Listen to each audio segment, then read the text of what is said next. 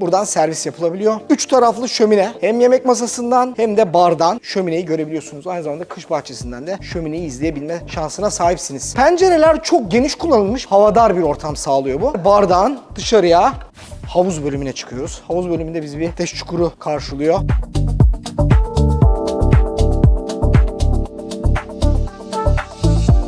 Giriş katımızda barımız, salonumuz, yemek bölümümüz, bir tane odamız kendine ait WC banyosu olan ortak WC banyomuz mevcut. Üst katta ise 3 tane odamız var ve her odanın kendine ait banyosu var. Alt katta tesisat odası, 5 tane oda, ütü odası, çamaşırhane mevcut. Aynı zamanda bakıcı içinde kendine ait banyosu olan bir odamız konumlanmış durumda.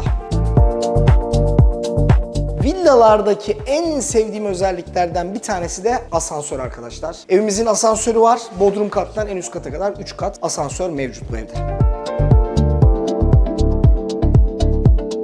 Çok güzel tablolarla dekore etmiş ev sahibi bu evi ve evi alan müşterimize de bu tabloları kendisi hediye edecek.